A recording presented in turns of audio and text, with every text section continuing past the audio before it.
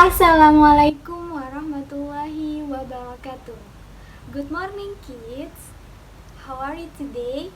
I hope you are fine ya. And alhamdulillah Miss Ika fine too. Kids, hari ini Miss Ika ingin kita semua main tepuk. Nama tepuknya adalah tepuk jadi dan tepuk tidak jadi. Caranya Miss Ika contohkan dulu ya. Tepuk 1, tepuk 2, tepuk 3, tepuk tidak jadi, hampir jadi, lalu jadi. Kok yes. Bisa? Nanti bisa dicontohkan di rumah ya. Okay, before we start our lesson, let we recite basmalah together. Bismillahirrahmanirrahim.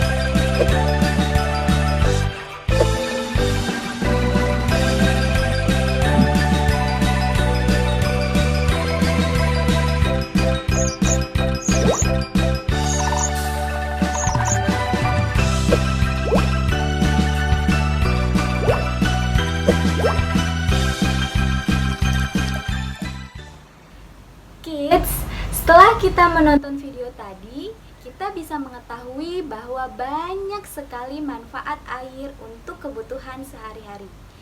Dan walaupun 70% permukaan bumi ini adalah air, tetapi hanya air yang bersihlah yang bisa kita gunakan untuk memenuhi kebutuhan kita sehari-hari. Sedangkan semakin kesini persediaan air bersih semakin berkurang. Oleh karena itu, hari ini kita akan membahas tentang penghematan air. Adapun tujuan pembelajaran hari ini adalah dengan kita melihat dan mengamati video pembelajaran, kita akan mengetahui tentang krisis air bersih yang ada di Indonesia, kemudian cara mengatasi krisis air bersih, dan bagaimana upaya kita untuk memelihara ketersediaan air bersih. Kids, apakah kalian pernah mendengar terjadinya krisis air bersih di Indonesia? Dan daerah mana sajakah yang pernah mengalami krisis air bersih? Serta bagaimana cara mengatasi krisis air bersih? Nah, kalau penasaran, mari kita sama-sama simak video berikut ini. Check this out! Pemirsa, kemarau panjang menyebabkan warga di Pacitan kesulitan air bersih. Demi memperoleh 1 jerigen air bersih, warga harus naik turun bukit dan masuk ke dalam gua vertikal. Perjalanan yang terjal ini dilakukan untuk mendapatkan air minum yang layak konsumsi. Sambil membawa ember dan jerigen, warga berjalan kaki turun bukit membelah hutan jati. Tidak hanya itu, mereka harus masuk ke dalam luweng atau gua vertikal di dalam tanah untuk menuju sumber air. Selanjutnya mereka mengantri menunggu giliran untuk mengambil air. Ini adalah perjuangan warga desa Klepu, Kecamatan Donorojo, Kabupaten Pacitan untuk mendapatkan air bersih. Setelah air terkumpul dalam jerigen, mereka kembali naik melalui anak tangga. Sangat berat tentunya karena bisa saja terpeleset dan jatuh ke dasar goa. Meski berat, warga harus menjalani kegiatan ini setiap harinya demi mendapatkan air bersih untuk minum, memasak, mencuci, dan mandi. Kondisi ini dijalani sejak 2 bulan terakhir akibat kemarau sehingga terjadi krisis air bersih. Ya, pemirsa, untuk mengetahui kondisi terkini sudah bersama kami Bunga Cinka dari wilayah Pademangan Barat. Halo, selamat siang. Bunga, apakah warga di Jalan Putih Mulia masih alami kekeringan? Silakan, Bunga. Pemirsa, sudah 5 hari atau tepatnya sejak hari Minggu, warga di kawasan padat penduduk di Pademangan Barat, Jakarta Utara ini sulit sekali untuk mendapatkan air bersih. Setidaknya ada ratusan warga yang terdampak di RT 08 dan RT 14 di RW 12 yang sulit sekali untuk mendapatkan air bersih. Hal ini disebabkan adanya perbaikan pipa induk yang bocor.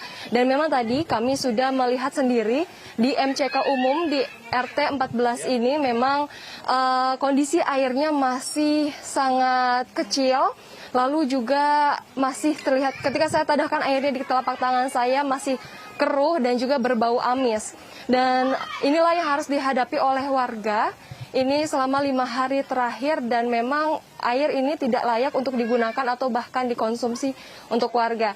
Dan sekarang saya sudah bersama dengan salah satu warga RT 14, ada Bu Mustika. Selamat siang Ibu. Ibu, ini kan air sudah mulai mengalir nih Bu. Apakah ada perbedaan dengan air yang kemarin Bu? Ada, perbedaannya dia radan bening sedikit, tapi radan bau amis. Tapi ya warga mah bisanya cuma buat mandi. Kalau buat minum, paling beli air galon. Gitu aja. Nah, harga yang harus dikeluarkan nih Bu untuk mendapatkan air bersih ini kira-kira berapa Bu? Ya antara segalon itu 5.000. Kalau saya jualnya paling kalau bu amis doang ya paling jual 4.000 doang. Kalau buat mandi, ya inilah, cuman warga aja cuman buat mandi aja lah. Tapi kalau buat minum buat apa air galon 5.000, udah gitu aja. Baik, terima kasih Ibu. Jadi harus merogoh kocek lebih untuk mendapatkan air bersih ya Bu ya. Baik, terima kasih banyak Ibu. Warga di sini berharap agar air bersih dapat kembali mengalir di rumah-rumah mereka. Kembali ke studio. Kids, video berita yang tadi sudah kalian tonton merupakan keadaan di beberapa daerah, yaitu di Pacitan dan di Jakarta, yang pernah mengalami krisis air bersih. Bisa kita simpulkan dengan melihat video berita tadi, betapa sulitnya mereka mendapatkan air bersih.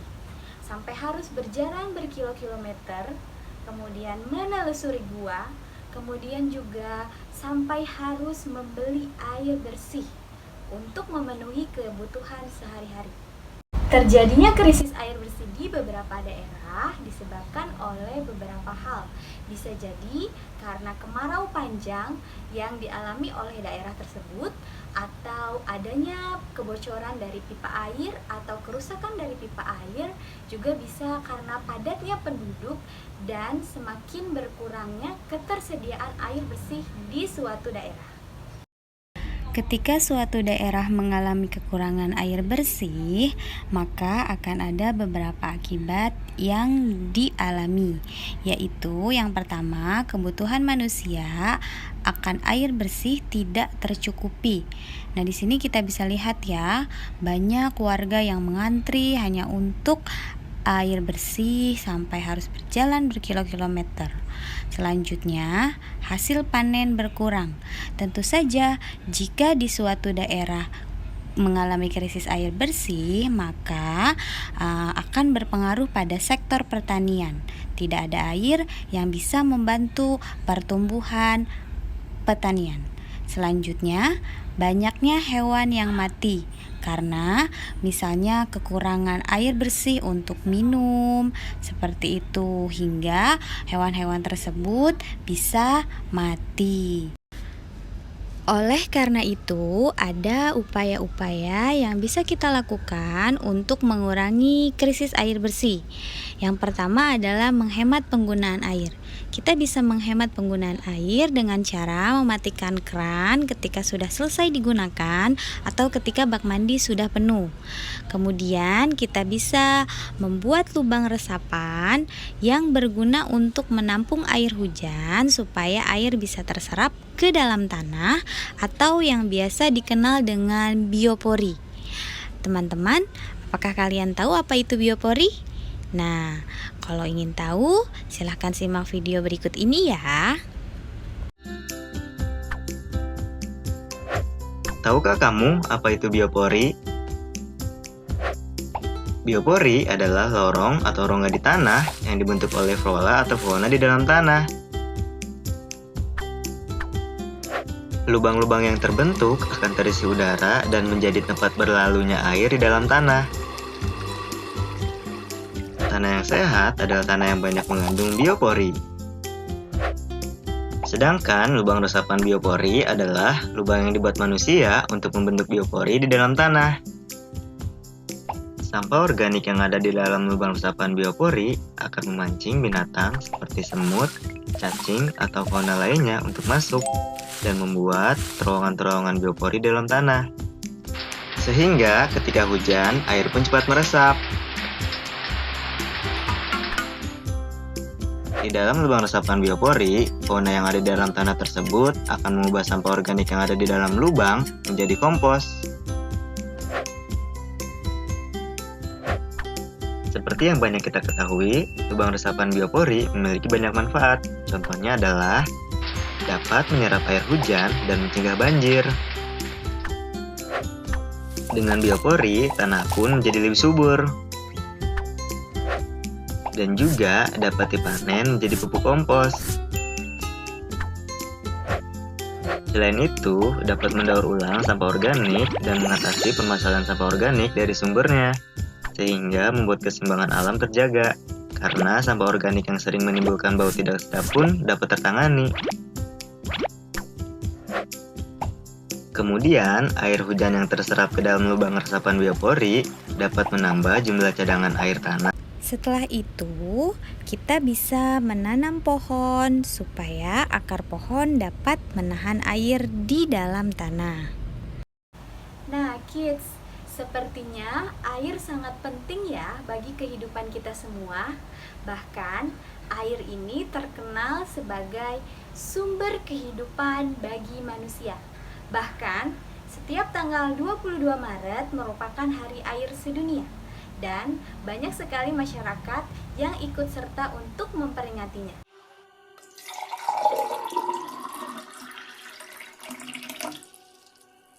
Tahukah kamu bahwa air bersih semakin berkurang? Tahukah kamu di belahan sisi dunia lain terdapat tempat yang kekurangan air, tetapi di sisi lain terdapat kelebihan air seperti banjir? Mau dimanapun kamu berada, sayangnya kita tidak dapat hidup tanpa air. Peranan air tidak lepas dari diri sendiri, keluarga, sosial, ekonomi, lingkungan, keagamaan, serta kebudayaan. Air telah menemani perjalanan kehidupan kita, bahkan mempengaruhi kehidupan kita. Mengetahui hal tersebut, kita perlu untuk merenungkan sejenak mengenai hal ini. Peduli dan hargailah air untuk kelestarian sumber daya air secara berkesinambungan. Bagaimana denganmu? Ceritakanlah hubunganmu dengan air. Audio Jungle. Audio Jungle. Audio Jungle. Pentingnya air bagi kehidupan seluruh makhluk yang ada di bumi membuat kita sebagai salah satu makhluk yang ada di dalamnya memiliki tanggung jawab untuk menjaga kelestarian dan kesediaan air bersih. Adapun cara memelihara kesediaan air bersih adalah sebagai berikut. Yang pertama kita bisa lakukan adalah mendaur ulang barang bekas. Ternyata barang-barang yang kita pikir sudah tidak terpakai bisa kita manfaatkan ya, seperti contoh gambar ini. Kita bisa membuat pot dari barang bekas atau juga bisa membuat kerajinan tas dan lain sebagainya. Selanjutnya adalah mengurangi penggunaan bahan kimia agar air bersih tidak tercemar.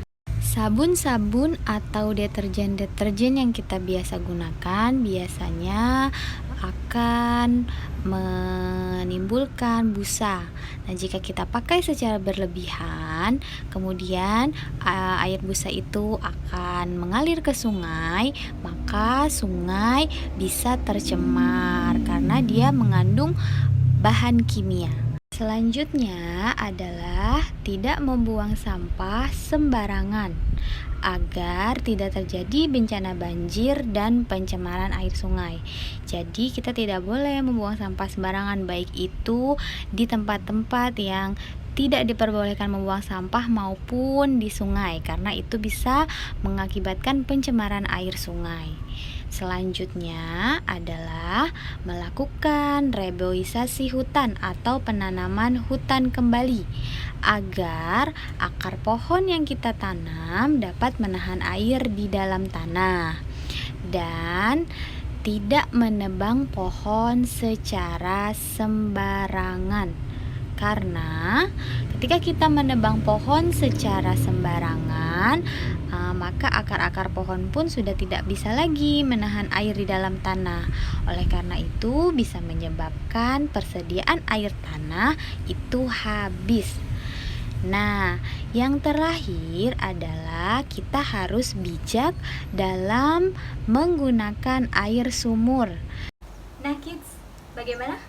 Sepertinya sangat mudah ya untuk kita menerapkan bagaimana cara atau upaya untuk melestarikan ketersediaan air bersih. Mari kita sama-sama mulai dan jadikan itu sebagai kebiasaan baik dalam kehidupan kita sehari-hari. Setelah ini, Miss Ika ingin kalian menuliskan poin-poin penting mengenai yang pertama, akibat adanya krisis air bersih di Indonesia, kemudian upaya untuk mengurangi krisis air bersih, dan cara memelihara ketersediaan air bersih. Oke, demikianlah pembelajaran hari ini. Semoga apa yang sudah kita pelajari bisa bermanfaat untuk kita semua. Amin. Oke, let we recite Hamdalah together. Alhamdulillahirabbil alamin. Thank you for your attention. See you next time. Wassalamualaikum warahmatullahi wabarakatuh.